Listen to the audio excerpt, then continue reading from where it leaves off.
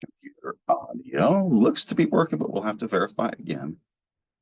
Zoom has been kind of spotty. We're about 8 minutes out, so if you are watching this after the fact, feel free to roll forward about 8 minutes. That's when we should be getting into the class content. Most people start in a little bit early, and then when we get talking, kind of thing, sometimes I'll start talking to people if they want to talk. Let's see here. Let's see. Textbook in this one. Evans Walker, that's the name of it. Not discretion yet. We are in number 10.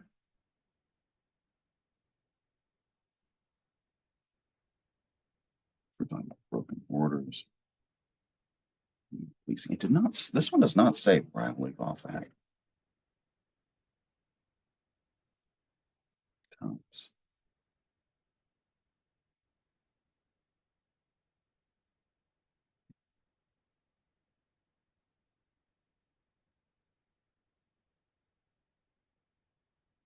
Zero tolerance. So I need to talk about that.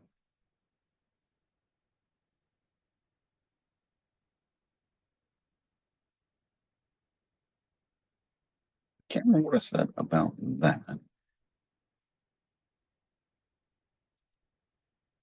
And I've been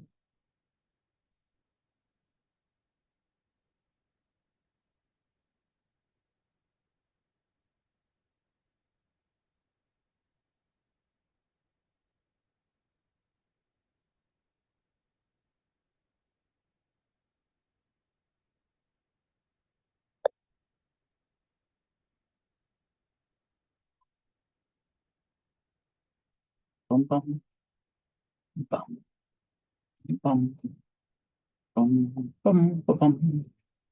All right.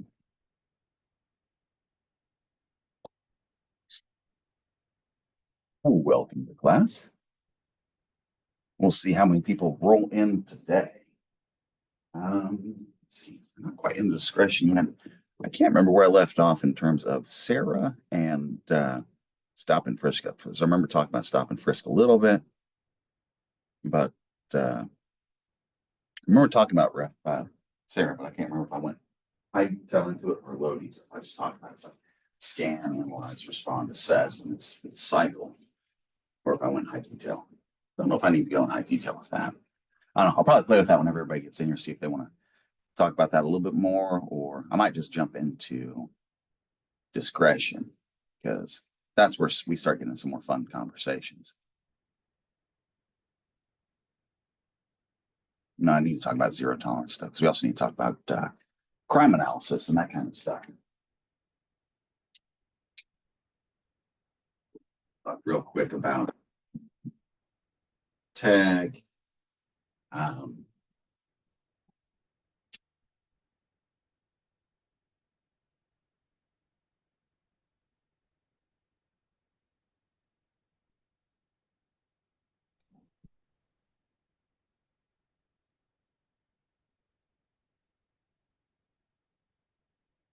be one of the things we talk about, kind of underlying the, we start talking about strategies and that kind of thing.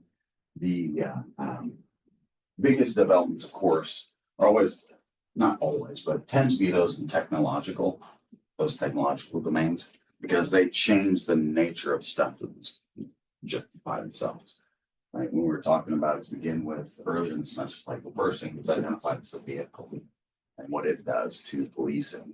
Well, by the time we start getting into like different strategies and stuff like that, that's where these things have even greater kind of like more power. You can actually, when I say power, I mean that from like a statistical sense. You're literally talking about statistical power, and so it's a different thing, and you're able to break things up and pull out new information. And so I'll kind of talk a little bit about how that's done, because it'll feed into the talks about zero tolerance, deterrence, what it is, how that stuff works kind of in reality versus the theoretical. Like the theoretical is that, you know, deterrence theory doesn't work. And in reality, it's like, well, you know, you have to have it in there to keep criminal activity taking place because that's literally what keeps society functioning to some degree.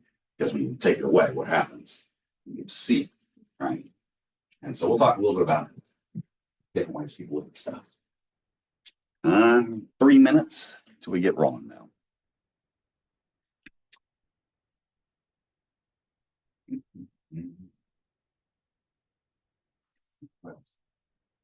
Ooh, we got a couple minutes. I'm gonna check to see if I've got stuff on this computer related to my next rides. I got some stuff for them to play with.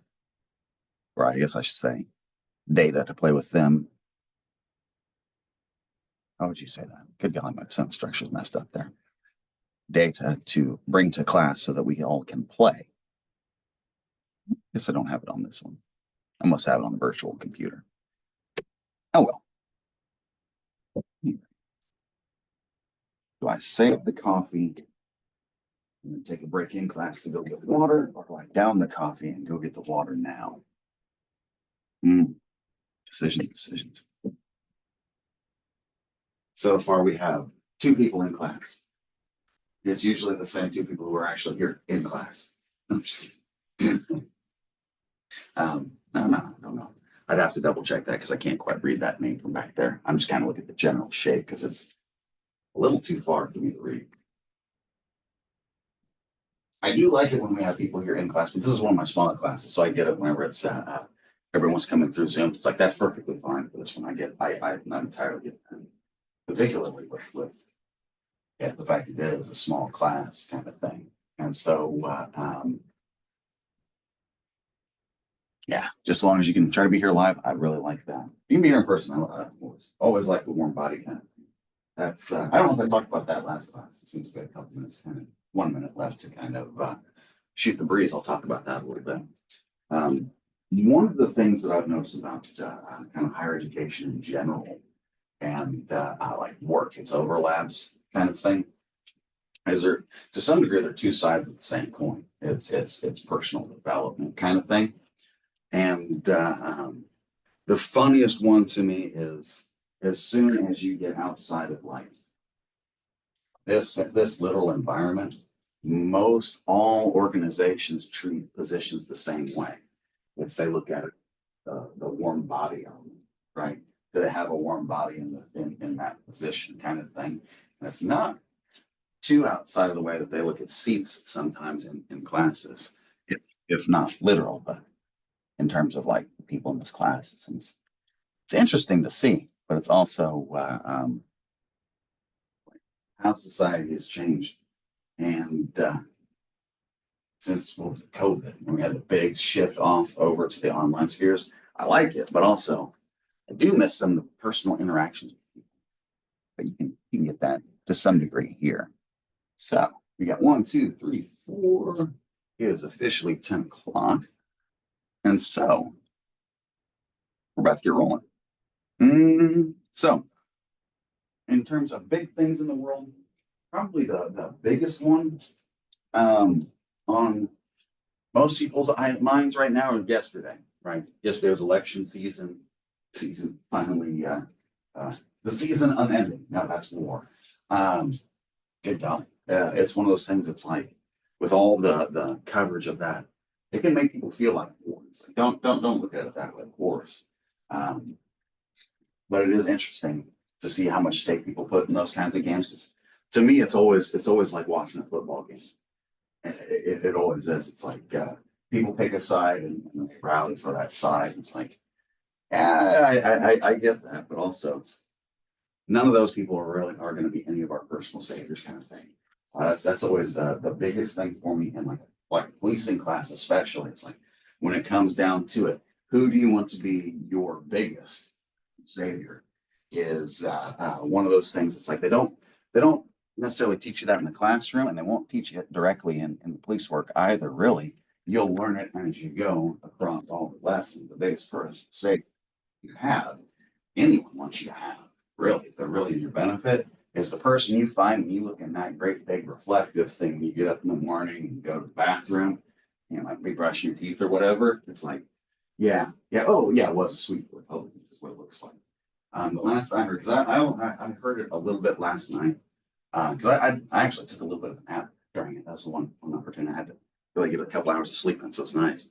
I'd much rather have that than listen to that stuff for as much as excitement as there is there for those, whether it's in the positive or negative. It's like just realize what it is. It's basically like a big multi-level football game, and it's not something that people need to get really, too much stake into. It's like it has big effects, yes, to realize that those aren't effects that you'll see in your daily lives immediately, or maybe even at all, because it's federal. It's, as we talk about in this area, it's like, okay, we have your local municipalities, you have the county level policing, you have the state level, you have other special jurisdictions. And it's not until you get the biggest, widest net you get to the federal level. And so realize that there's distance there. And so what you really want there is focus back in on the daily types of things. And what we need to do there is always that element of self-reflection. And so always a good thing there. Make sure you only take that which is positive. That's a really hard thing to do with all this stuff, especially with how they presented it. Yeah. But that's enough time about that. That was about 3 minutes more talking about that kind of stuff. And I really like people like talking about it though. I'll talk about it more later with people individually, but that for me, what that's going to look like is I don't know if I told you guys how I vote. Because when I tell you how I vote, it's I don't take a party when I do this. Is I literally this last time I did this, each opportunity to vote, I picked one person who I was going to vote against, and now I get to go and find out. One, I write down, like, yeah, I'm going to cancel out your vote. One, I get to determine whether or not that was actually right and what they were thinking, but also there's no real stake in it. It's like, yeah, did you cancel out my vote or if I cancel out yours? I don't know. Or even worse, you find out it's like, I was trying to cancel out your vote and we ended up agreeing. Crap. It's like those are the best ones because it's like, yeah. But that's like I said, that's too much talk. That's it's important for life, but it's not important for class directly. And so let's get into that because we got some cool stuff to talk about. All right. So last time we were talking about a little bit about strategies and that kind of thing. I think I have this hold up to. I think I'll back up and we'll start there, and I'll share screen so you can. Actually, I might just move it over because you can see the slideshow and know where it's at that way. I think I kind of like that. Oh, wrong way. This way and zoom out. Boom. So you should be able to see everything that way. Kind of like that because I can move around a little bit more and still actually see me. I know I wander around a lot and get off screen a lot. I don't like to be seen. No. So we talked a little bit about Sarah last time: scan, analyze, respond, and assess.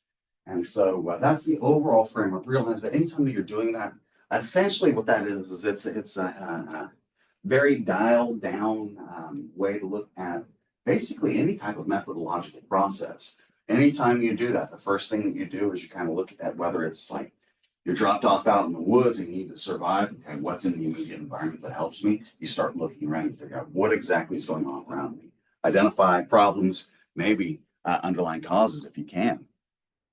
From there, it's analyzing how it all fits together, how this thing functionally works, if it does, and if it doesn't, where those things are, right? In terms of this, we're looking at is, where are the problem places, problem people, problems that you've had in general, where those things start to overlap, right? And so this is where you start really getting into that tech and data side of things.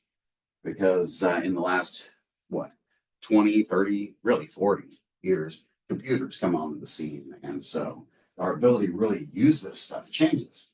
And that's going to be tied into this time frame where these things start developing. Basically, we start getting into with this stuff is really it's kind of a four-way into the idea of crime analysis itself. And so I'll talk a little bit about that as we move through it, and then we'll move into discretion, because that'll be fun because those are decision points. Anytime you look at discretion, that's what that represents. And so, scanning analysis, you start actually looking at what you have. So think of it like this. If you're looking at that scanning analysis, that'd be like data collection and analysis. It's analysis. You're just looking at it, kind of seeing what is there, right? Once you've looked at it closely and tried to make the relationships there, try to make sense of it is another way of looking at it. That goes back to logical processes. If you're in methods now, it's like you're kind of starting to pick up on it. It's like it's literally the process through which you try to identify how something works. It's like social engineering to some degree, right? You do that at the micro level with, well, I shouldn't even say micro level because you're doing across levels. If you're doing this job correctly, you'll be out there, whether it's on foot or whether it's just dealing with the data, trying to analyze what's going on. And so once you've made sense of whether it's the people in the area, how the neighborhood works, the problems that are kind of endemic, then you start to try to determine, well, you take initial responses really, and then you determine whether or not those are effective, whether they help, whether they hindered, or they had no effect at all. So that way you can start to chart out, well, effectiveness and efficiency from there, right? And that's that last stage of assessment. Here, I'm going to skip over some of this stuff because they're going to start talking about problem-oriented policing. And what I want to get into, we talked about guns a little bit last time. And so it's like the numbers of things that they can do. Pretty cool. I think last time I talked a little bit about some of those like gunfire triangulations where it's projects to, if there's a gunshot that goes off, that kind of thing, they can triangulate where it's at to some degree. Not super refined, but it's going to be within the neighborhood, the block of this, right? And so those are things that really help. We start moving into zero tolerance policing and that kind of stuff.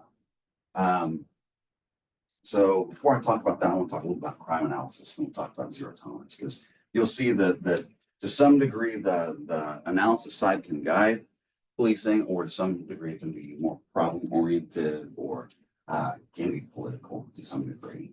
The crime analysis, when you start looking at that, what we're basically talking about is if you look at incidents reports, if you've ever seen those will have date, time, person involved, location, types of crimes involved, characteristics related to those events themselves, that kind of thing.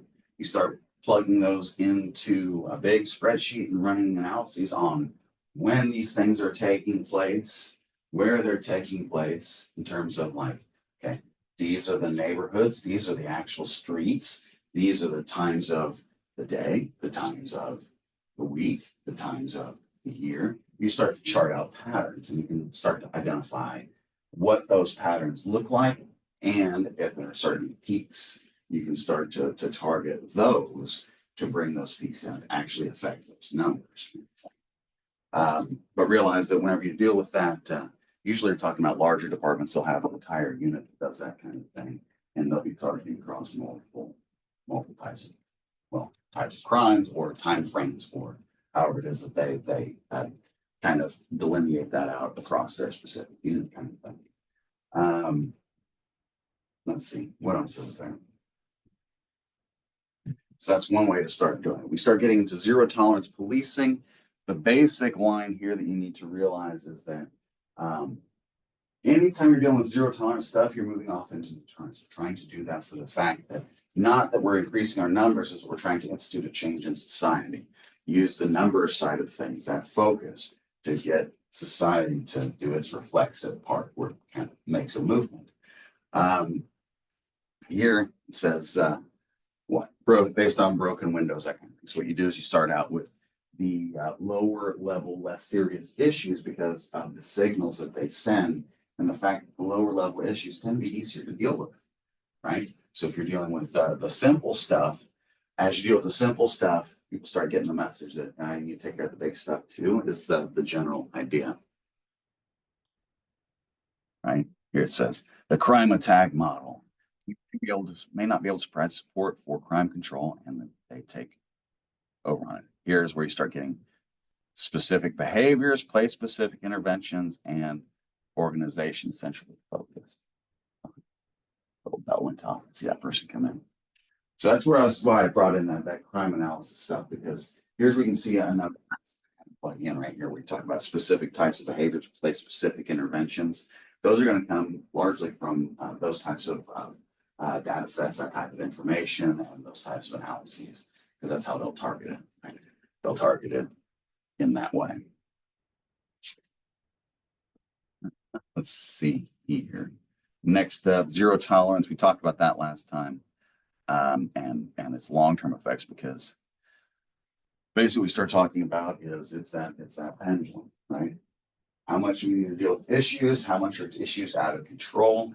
And how is it we make people align, conform without adding in excess negativity, excess punishments, those types of things.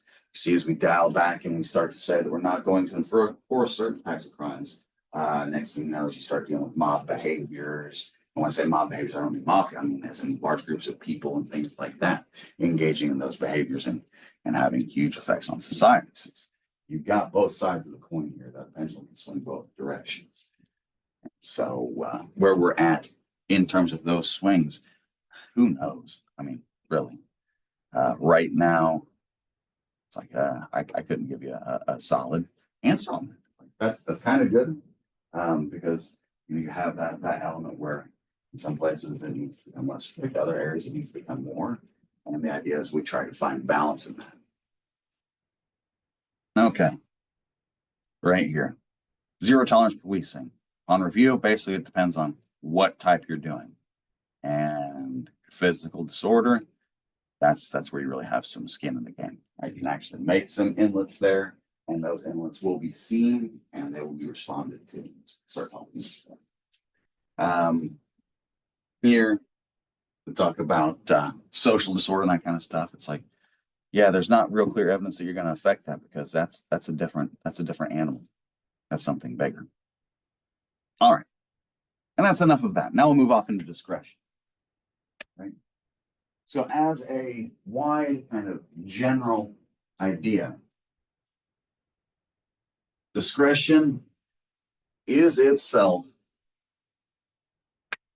opportunity, choice, right? You have viewpoints in I should say, at any singular point in time, you may have a few options ahead for what paths you can take with an incident or something of that nature, right? It's going to be developing as you're actively in it. What you do in those moments dictates to some degree the outcome.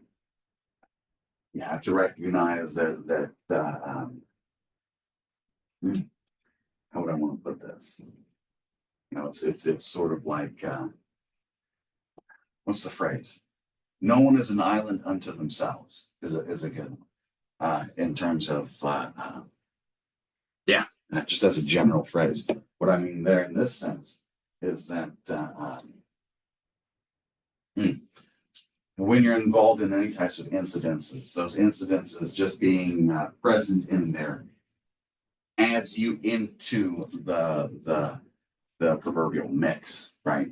That just being there is something that has an effect, and to some degree, because we want that effect to be as minimal as possible in society, we want governmental interventions to be as minimal as possible. One, there's a lot of scrutiny on these points and decisions, and two, we realize that there's been there's always that, what would you call it? The efforts one goes through to not acknowledge things they don't want to see, kind of thing, right? And that's not to say that that's like I'm talking about policing there or anything in particular. I'm talking to people in general, actually. You'll see it here in some stuff because they talk about the views on discretion in general over time. And let's see here. So, is it going to move? There we go. Here's where it talks about the discretion in police work. It'll say something to the effect of, yeah, several critical decisions made by police. Domestic dispute arrests, mental health commitments, traffic enforcement, use of deadly force. It's a wide range of things there. I don't know what I really want to add to that, but it's like that's Yeah, that's that. I don't know if I'd say several. I mean, just think about all the influence one has as they're performing any action, right? How many things do you have control over related to yourself, right? How many ways can you change the nature of something, right? Just through your actions, just in a few actions, you can change the entire nature of an action, right?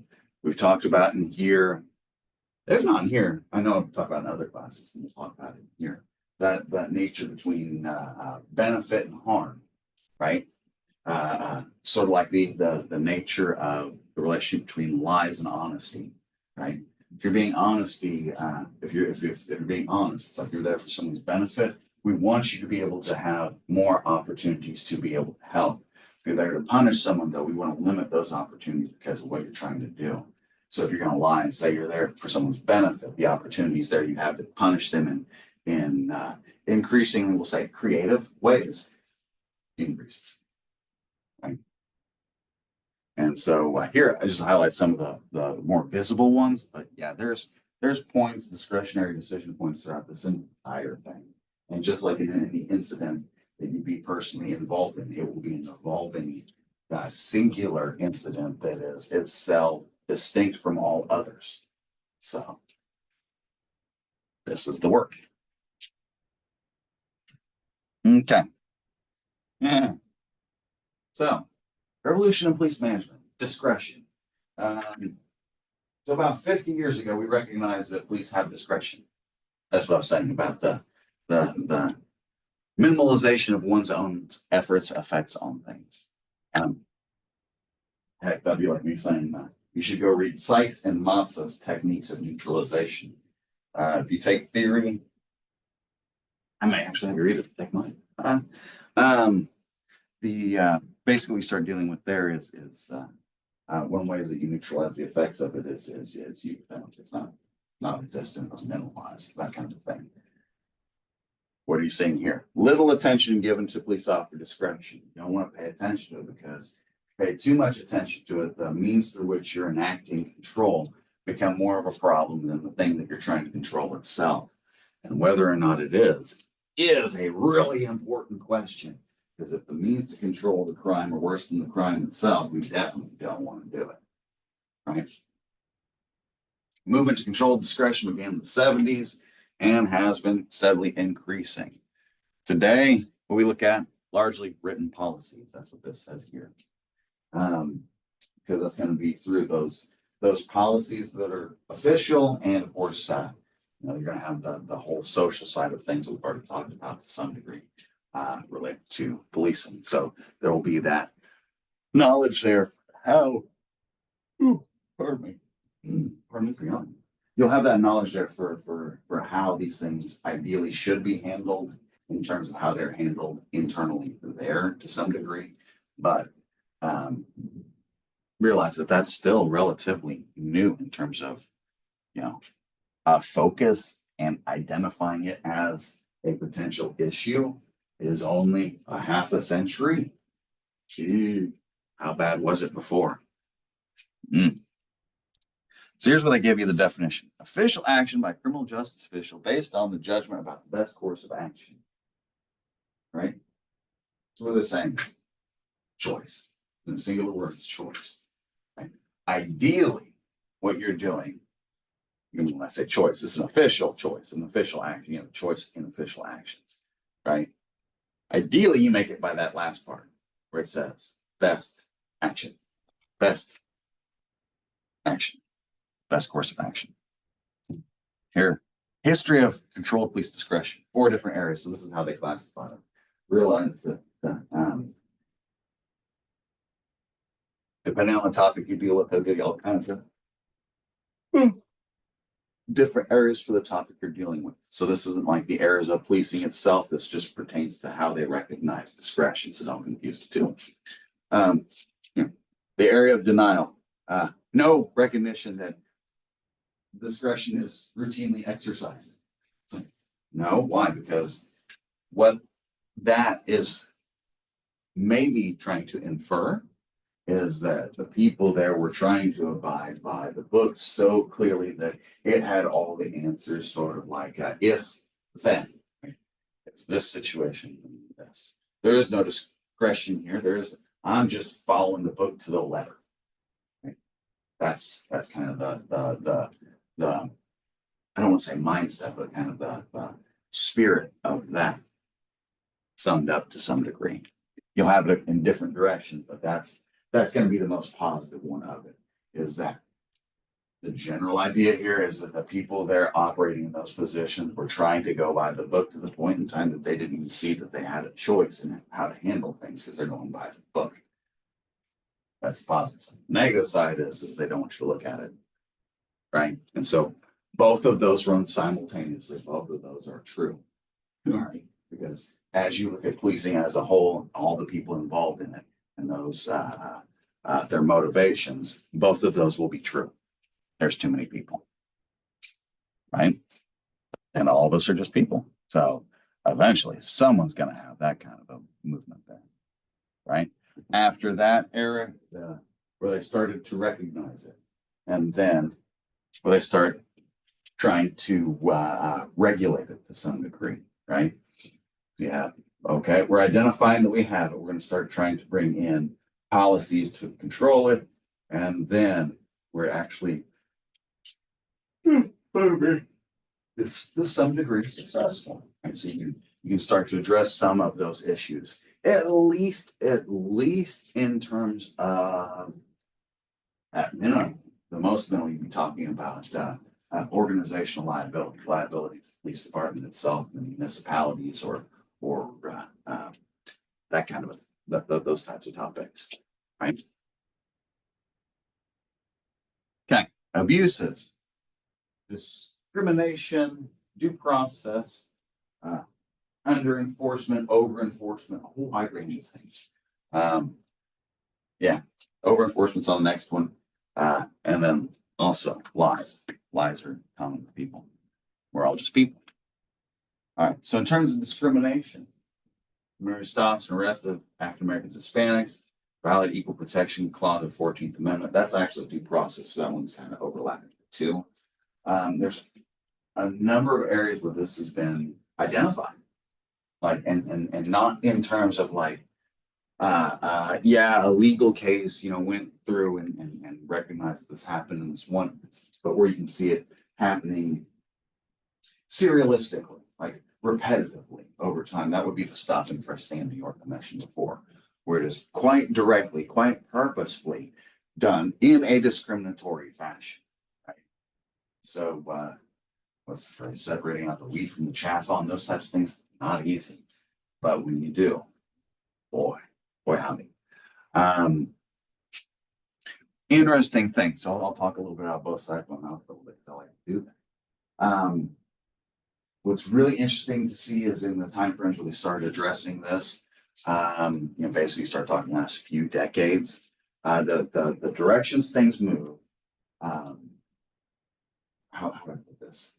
Like the research that comes out, the directions things move, and what ways things align are kind of interesting, because there's always a that positive negative thing I talk about, where if you have an intended effect, there's usually some type of unexpected thing that takes place that may or may not be positive, right? So like whenever they first started doing this, they first started trying to address discrimination in policing.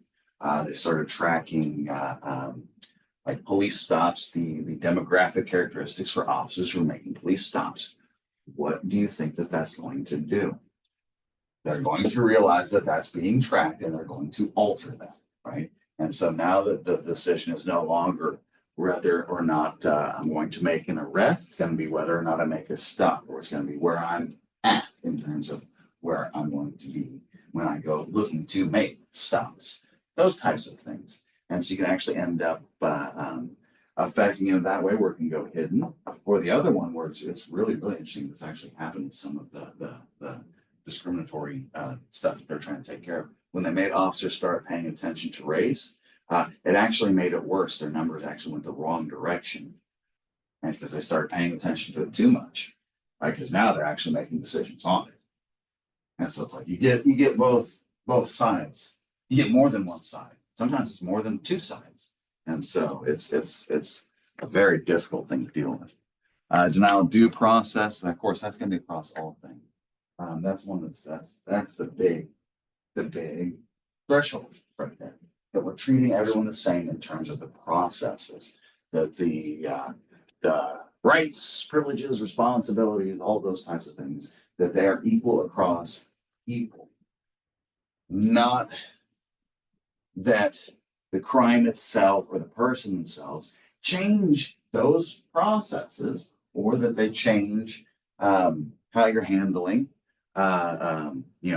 in terms of like organizational stuff. It's like if you had a problem that's encountered, whether it's one with or without negative intent, you need to make that distinction and handle it, right? And so how those things are handled, if they aren't structured and routine and similar across people and fairly resembling across things, you're probably not abiding by those due process measures. Guess what that can do really quickly? You don't follow that one. One of the places where people track that pretty easily is right up here. We can see how people look different, right? And so that's balancing to track all these simultaneously. The next thing, under and over enforcement of the law. Here they talk about it in terms of like speakeasies, basically be a good example right there, right? We're not going to enforce this. We're going to over enforce it. In here, probably the most stark examples of this in your lifetimes was 4 years ago, right? We had all the COVID stuff coming through, right? As that was taking place, you had different orders put in related to health measures. Those health measures don't give you direct control over the issue. So it's one of those things that really all we're doing is we're managing probabilities, but asking a whole lot of you to do it. How are we going to handle that? Are we going to, okay, these people they're not abiding by any of those things. We're just going to let it slide? Or is it something that we're going to hold to the level that, hey, all these businesses are closed. You can't even go into your business with the door locked and run your own business because all these businesses have been shut down. If you go into your own business, I'm going to arrest you. Right? And you had both of those extremes. Both. Right? So you can have both under enforcement, over enforcement, and all of the motivations across all the different kinds of things that can take place, whether it's personal, professional, political, all of those types of things. Here's where you start to see it on and talk over enforcement, stop and frisks. That's your clearest example right there. And that talks about no legal justification. And you also have some things about crackdowns. The next one talks about improperly changing crime reports. That's fine with the numbers, right? Numbers are a difficult thing to begin with. Boy, how go over to physics or algebra where they start putting in letters instead of numbers. How the hell do you do that? That's just awful, right? Here, what we have to deal with has to do with whether or not we recognize things again, right? And how we recognize it. Is this crime here the most serious version of that crime? Do I want to list it as like a mid-level version of that crime, or do I want to downplay it? Right? You got someone here. Let's say it's a traffic thing. You pulled them over. They found drugs on them. Okay, so we can hit you with the possession. You weren't under the influence. It's just possession of the drugs, the paraphernalia, whatever it was here. What do I want to do here? Right? Is this something where I'm going to look at it and be like, okay, this is insignificant. I'm going to toss it. Whether it's insignificant because there's bigger things to deal with, that's obviously the case. Whether it's insignificant because there's something else going on that is a more priority, or whether it's because of who I'm dealing with, right? That's always a scary one. You can find videos where people are like, do you know who I am? It's like, ooh, no, and I should never. Why should I? There's a reason why that lady was blind, was holding those scales. Stuff like that, right? Whether it's for the person's benefit, the officer's benefit, the political benefit, right? Because those are in there. Like I said, just think about the relationship between one's perceived successes in political positions and crime, right? That link is quite directly made over and over and over in every cycle for whoever's incumbent, right? That'll always be the case. What you don't want to see is, yes, they've dealt with the issue, because it can be held like this, where there is no issue. Really? There's no issue here? No issues at all? Nope. Okay, that's going to be a problem, right?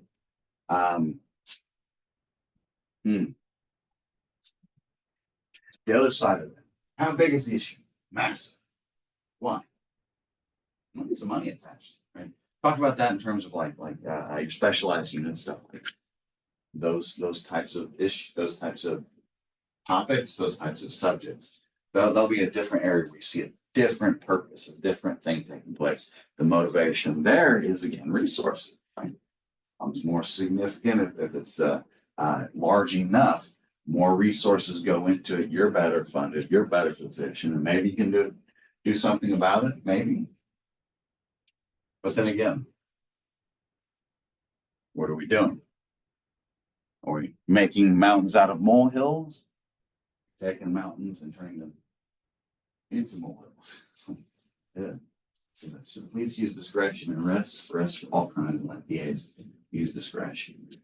I would be of that they shouldn't arrest. That kind of thing is the idea here is more of the let it be to some degree kind of thing. If you really get into it, the crime on the statistical side, they'll tell you it's zero.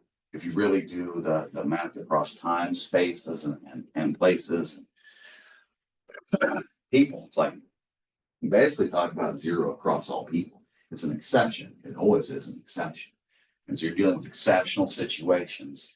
And then the most exceptional of it is where we start to deprive you of your rights. So, it's like ideally what you do is you dial it back, but they have to leave it open for that discretion to exist, because if there's no choices at all, then I can't do anything, right? Zero tolerance. What that does is that makes everyone equal. I have no choice in that. That's it by its very nature. What's going to happen to it? Something that is probably not going to be very equal, because all other things are not.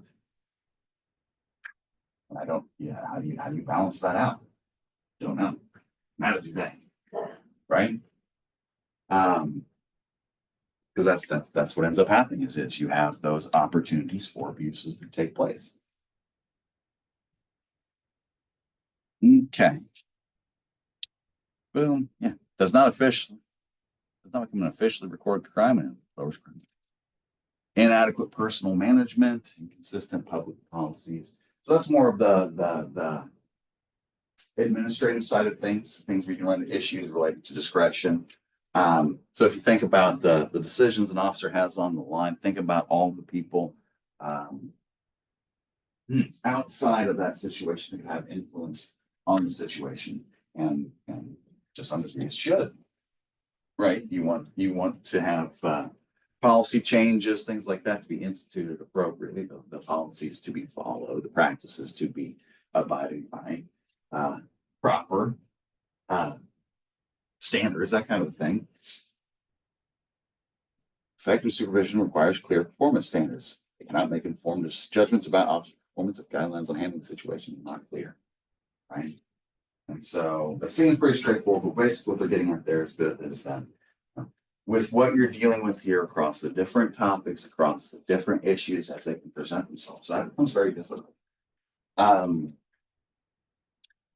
Baseline is being able to identify those things and realize that that's not easy, not done well, and or I should say not done well. In some instances, it's not always done well, but it's a very difficult task. Public policy thing. How is it we should respond to different things? Why? Well, if you don't have policy, people are going to guess. That's what it says. Officers will not make consistent decisions. That's right. That's what happens. So responding individually. And so you'll have more variation because situations vary. You want consistency, you start moving more towards that zero tolerance side. That's how the system works sometimes. Sometimes you can move it towards the other direction when you let, you move away from the arrests kind of thing. But that's really, really hard to do because if you take that hands-off approach, that balancing element of society comes in. And so what are we dealing with? Are we dealing with things are getting better or things are getting worse? And then look at the places where we've sent those messages that we're not going to enforce something. Immediately what happens? Spike in these types of things. And so it's always a mixed bag. Okay. Benefits of discretion. You got a choice. Yay. Here it says, if you have good judgment, you can use that. It says officer's good judgment. That's really not much there. What it is an opportunity to employ good judgment, assuming that you have it, which is more of an opportunity for growth. Is really what that is. Efficient use of scarce police resources. Yes, because you're the ones that are dealing with those resources and employing them. Individualized justice, like I said, that's on the other side of the spectrum to zero tolerance. So it's like you have the here's an interesting thought. Something that it's like, I don't know if I myself had this one, but equality versus inequality and positive versus negative are not the same things, right? That's pretty straightforward. But because equality is generally such a good thing, it's usually looked as that way. So you have to be very clear when you're talking about these things. This is something that, in terms of equality, if we go across the board in any way with these things, we can very quickly go into a negative direction on both sides. And so that balancing act is very, very, very important. It'd be like talking about pure equality would be something akin to either zero tolerance or no enforcement at all. And then whereas individualized justice, as it mentions here, that individualized stuff allows more variation, but what's going to happen there is now it is specifically custom to you. And now there's that whole idea of everybody being treated equally is gone. And we don't want that either. It's a very careful middle ground we have to navigate. Starts with choices. Right? Here it mentions decision points range throughout this entire thing, right? In terms of the officers, in terms of the organization, in terms of the people involved. By that, I mean the citizen, whether that's the ones who are coming to the officers with complaints or the ones the officers are coming for with complaints, that kind of a thing, right? Police discretion not limited to patrol officers across all ranks. All ranks have choices. Every position you've ever been in has some choice associated with it. Not just how you'll take an action, but the processes by which you do the how of it too. Those are all different aspects of discretion. Let's see here. It says officers make decisions, covering wide range actions. Yes. Make decisions in terms of law enforcement, order maintenance. Yes. Investigations. Yes. So all this does is really just identify managers, and all of those have discretionary decision points too. Right. When you look at criminal law, realize that that's what police officers enforce. I want to say in here we've had a little bit of talk about how to some degree they're a bit of agents of social change, cultural assimilation to the overall majority of society. To some degree they do that.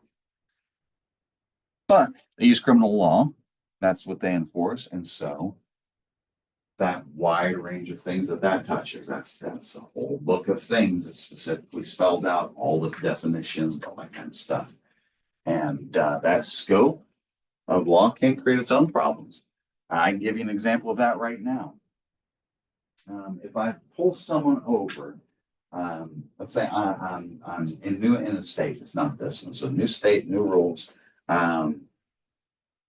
If I pull someone over and I see that they've got someone handcuffed in the back of their vehicle who's bruised and bloody, right?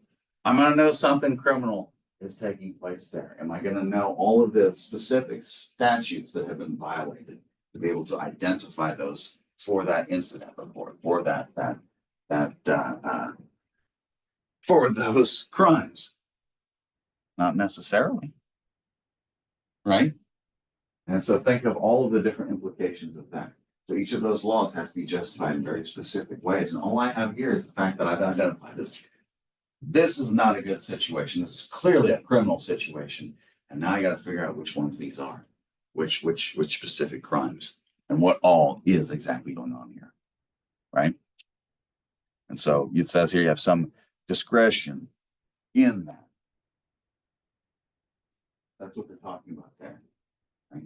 Is it reasonable to expect a police officer to know the legal code better than a lawyer? Realize that they're the ones that actually have to go out there and put it on the innocent civilians. The lawyers are the ones that defend you after the fact. We require the lawyers to know it, but not the police officers. Why? The nature of their job is already too much. The nature of the lawyers already too much too. But some specialties. Conflicting public expectations. What should be legal? What is legal? My favorite thing to say about what is legal, and how stuff doesn't make sense, is to say you need to look up the birds and the bees and fish in California. But it's a joke, is what it is. Biological classifications for those animals, right? I use the birds and bees because it's one of those common elements in society. It's like you should understand that one, right? And people have trouble with that one. It's like that's understandable though to some degree because that has changed in society. But what's really interesting in California is if you look at bees. I always have trouble remembering bees or birds because of that phrase, birds and bees. It just makes in my head. Like 90% certain it's bees. Bees in California are classified as fish. Legally, bees are fish in California. It's like, yeah, starting to see what the problem is with this legal system. It doesn't happen. It makes sense. In terms of outside domains, like biology, bees are not fish. But because of the way that they're classified as a protected species in California, bees will be classified as fish to get that protection. And so it's really messed up to kind of see how things work logically, to see how things work in the real world, to see how things work on the legal side, to see how it actually transpires across time and make sense of it all. Especially if you're someone who's not directly involved in it. So if you think about it from public expectation, now it's like think about all the opportunities where people think this is wise advice, but it's massively, massively wrong. Right? Ooh, you got 5 minutes. I'll ask you guys after the last 5 minutes. Is there any instance where you can see something that was either depicted or is in common knowledge that's completely wrong? I got a good one for you. I'll give you 60 seconds. Something that's a common belief that's a mistake. Wrong belief in society about policing. Here's a good one. Miranda. Every time you see it, it's when someone's being arrested. Because of that, everyone commonly believes that you Mirandize someone when you arrest them. You have no requirement to Mirandize anybody at any point in time unless you're going to be both in custody of them and ask them questions, meaning interrogations, right? Or when you're charged. So you don't get those rights until you're well into this process. Most people think it happens right there. It can happen right there. It's best if it does. It doesn't have to.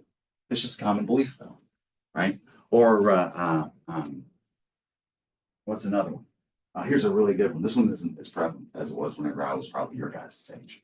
That if you ask a police officer if they're a police officer, they have to tell you they're a police officer. Like, geez. It's like, you don't, I wonder where that idea came from. That probably didn't come from police officers. That'd be like me telling you, if you ever got up online and started looking at like directions for how to do bad things, whether it's something dangerous to other people or manufacturing drugs, what is the likelihood that you're going to find recipes on there that are put out there specifically for you to blow yourself up. Why? Because I'd much rather have you blow yourself up than blow someone else up, right? And that's one way to police it. You come at it from a different perspective that people don't expect. Some ways people think things should work that they don't actually do. Ooh, I think so. Some kids drinking underage weren't driving as long as they're all doing. Yeah, taking the alcohol, you're gonna pour it out. Why? What's gonna be the long-term effect there? You got some minor deviance, yeah. And by that I mean literally, you got some underage deviance, so minor deviance. I love it. We all are a little bit minor deviants if you really get into it, because if you just look at us across time, all of us do that kind of stuff, particularly in those years. It's like, yeah, what would you do with that person? Let's say it's not no hard drugs, but we'll say it's like a minor drug, marijuana. It's like 20 years ago, you get hit with one of those charges. What happens to your future? If I remember correctly, back whenever I was your ages, those were automatic disqualifiers for federal aid. Wow. What? You don't get an education, the opportunity to even take out a loan against your own future because you got caught with what? Old cigarette of a drug that's what half the population uses or has used at some point in time. It's like yeah, in the toilet. That's where that should go. You're gonna tear it up right from. There you go. There's your good time. You should be glad because that good time came with this bad thing. Get the hell out of here. Right? That's how you should kind of handle it. Ideally, is that the way it's always handled? No. Are there reasons not to handle it that way? Yes. And so figuring out what it is the public actually expects, what they think, how they think things are going to run, and then having to deal with that when that's not the case. Ooh, we eat some crap on that on all sides. Right? With that, law criminalizes a lot of activities that people feel are acceptable, right? Gambling, drinking, even sex acts, which would be in other ways. Like we were talking about some criminal law earlier. It's like realize adultery statutes are still on the books, right? Like those are there. Social media, medical issues. I don't know if I want to pick up with that shit because that's kind of a bigger issue. So talking about medical stuff, the social and medical issues. Yeah, that's kind of too much of a topic to really get into for one more minute left in the class. So we'll deal with the public expectation. One of those things that highlighting them is probably one of most things that really clarifies the work for people who aren't associated with this field or haven't had any interactions with the field. You know, your standard person, their interaction with policing in a given year is zero, right? It's not to say you won't come into contact with them in the course of your life, but in the average year, most people it's zero, right? So your information from them is going to come from all kinds of different sources. But here's one that's really interesting. I always like to highlight because it really clears it up. The expectation to be protected, right? That you have that expectation that they will protect you. Like, that is not a legal protection. That is not a legal obligation in most situations. They do the job so well, though, that the public has that expectation, right? So now you've got what is it I'm actually responsible for? What is it they think I'm responsible for? And what is it they're going to try to hold me to? And so there you are again with getting it on all sides. All right. So we'll stop there for today. We'll pick up with what is that? Social and medical issues and the police discretion next class. You all have a great day, and I will see you all next time.